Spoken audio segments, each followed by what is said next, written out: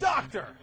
Ron Paul, Congressman from the great state of Texas. Dr. Paul, thank you for joining us. Good to be with you. We have a lot to discuss. Let's get to the economy first. Tim Geithner is asking for more regulatory power at the Treasury Department today. What do you make of that? Are you in favor of that proposal or against it? No, I'll be opposed to it because it implies the fact that all our problems have come by not having enough government bureaucrats running around and regulating the economy, and that's not the case. We have plenty, and the more we get, the worse the economy gets. I mean, early in this decade, we had problems with Enron, and they created the Sarbanes-Oxley bill and introduced many, many more regulators, and actually the conditions got much worse. So, we should have regulations on the market, but they should be different. They should be regulating the Federal Reserve, and they should make sure that there's no fraud and no theft and these kind of things. So there's a lot that can be done, but not the type of regulation which is a prior restraint type of regulation. I'm opposed to that. That's a fascinating perspective on it. I want to save the Fed for a little bit later because I know you have strong opinions on that. But let's talk about regulation for a second. You think that there should be less regulation, but when we deregulated, when we took away the Glass-Steagall Act, and that allowed the commercial banks to join up with the security interests and the insurance companies, that led to banks that were too big to fail. And then on top of that, when we deregulated the CDSs, that allowed wide-scale gambling that got us into this mess in the first place. Wouldn't it be better off if we had regulators watching out for how much risk these companies were taking? Yeah, as soon as there's fraud committed, then you deal with it. But none of that can happen without a Federal Reserve creating easy credit and all this leveraging and the pyramiding of debt. That's where the bubble comes from. The bubble doesn't come from the lack of regulation. It comes from the Federal Reserve that artificially lowers interest rates and causes this speculative binge, and then they do all those kind of things. When they commit fraud, the Enron scandal was taken care of with all the fraud laws in Texas, and it was handled, so we didn't need more laws. But a lot of that stuff wouldn't happen. These derivatives is the ultimate climax of a speculative binge that comes from money that comes out of thin air. And so that created the problems. Debt created the problem, and borrowing contributed to it.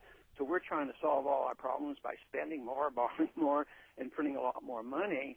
But no, and then people will say, and I think in your question it implies, well, we had too much freedom of the market and too much capitalism, but that isn't true.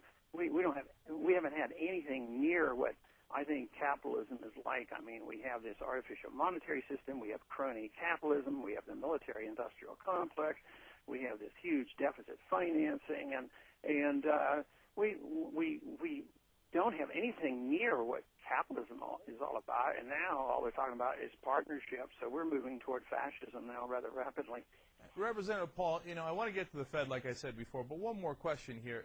When you say the regulation is not the answer, the SEC in 2004 removed a rule that allowed for a 12-to-1 ratio between equity and debt, and allowed basically any kind of ratio you would like, which led to people taking out more loans and getting riskier and riskier prospects.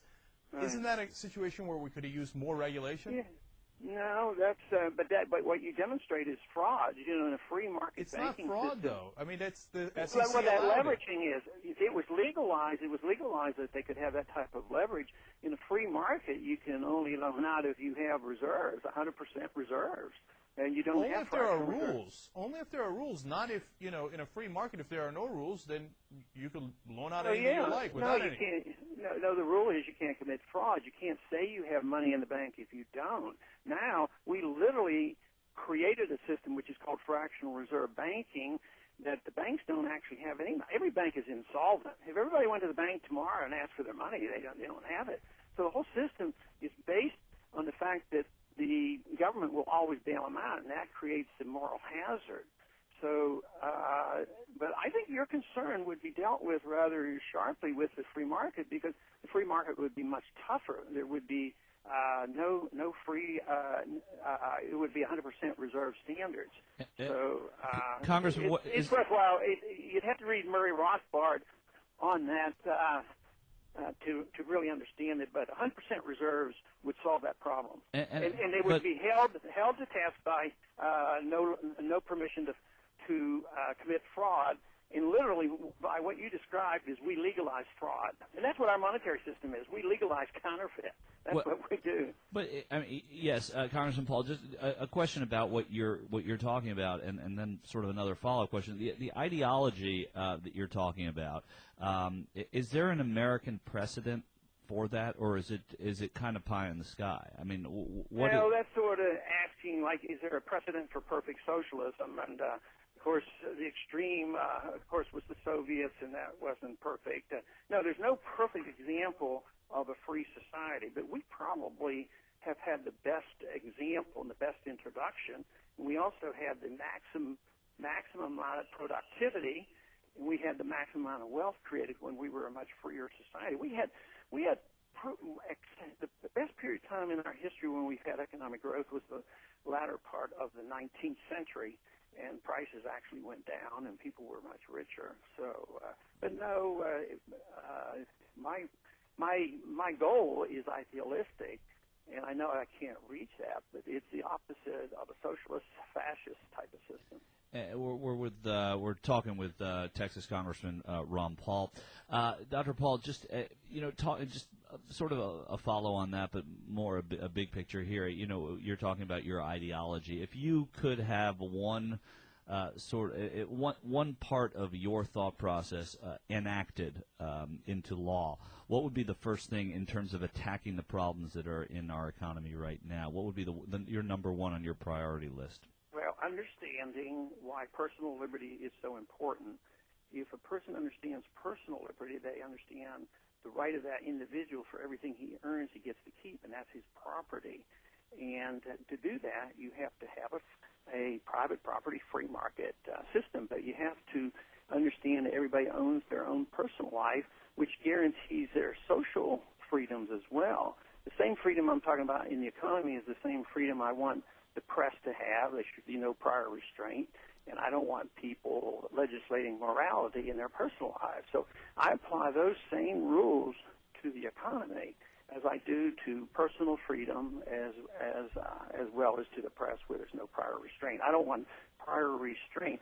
And when people hurt each other, or if the press libels somebody, they're responsible.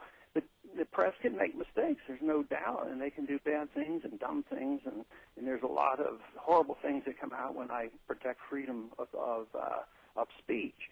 But at the same time, I don't ever want prior restraint. So I don't want prior restraint in the economic matters, except for these basic rules of no fraud and no counterfeit and no violence.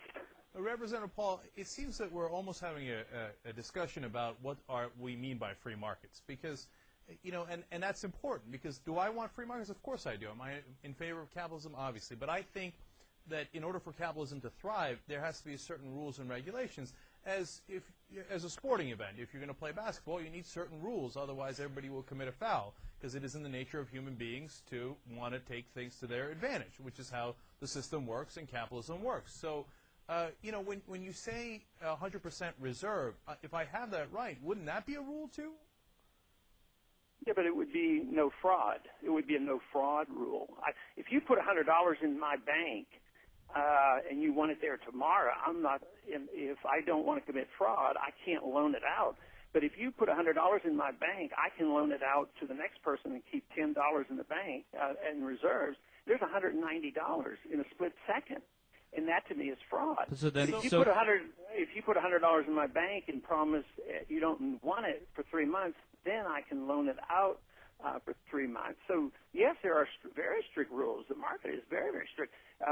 For instance, the market is very strict on protecting property and protecting the environment, because you have no right to violate another person's property or another person's life. It's in many ways much stricter today. When you depend on the government, then the corporations get in charge of the government, and then they get control and they get special privileges, and then you end up with all these rules benefiting a certain. That's why there's a huge tax code, because everybody gets to lobby for what they want. Well, that's certainly true. We're talking to Congressman Ron Paul from Texas. Congressman, what I wanted to follow up with there is, if you have a 100% reserve rule, wouldn't that slow the economy tremendously? Because investment is the engine of the economy, and obviously that would slow down investment to nearly a stop. It would slow. No, it wouldn't do that, but it would be more solid growth. You would have no bubbles. Well, you would have no bubbles. That's true. And if that philosophy were adopted to the insurance industry as a whole, in terms of life insurance and health insurance too, that would be, I would guess, somewhat disastrous, because this philosophy is operated, because that's how the insurance industry will take your premium and pay it out on someone else. It's not a savings account just for you. Yeah, but that's a contract. See, the economic contract should be identical to the social contract. I'm sure you wouldn't object to people socializing and volunteering and practicing all their habits and religious practices and sexual practices. We don't say, well, you might do something wrong. You might gamble, or you might smoke something you shouldn't be smoking, so we got to take care of you. So you can't have these preempted rules. But if you protect property and do what you promise to do, and never defraud people and don't steal from people, there are strict rules.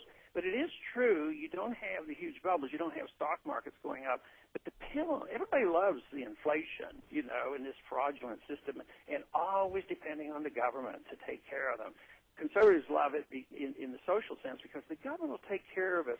My kids will be raised up, and they'll know not to ever look at dirty pictures, and they can't do internet gambling. Liberals tend to think, if the government's there regulating, there'll never be, any problems in the economy, and there will always be a safety net.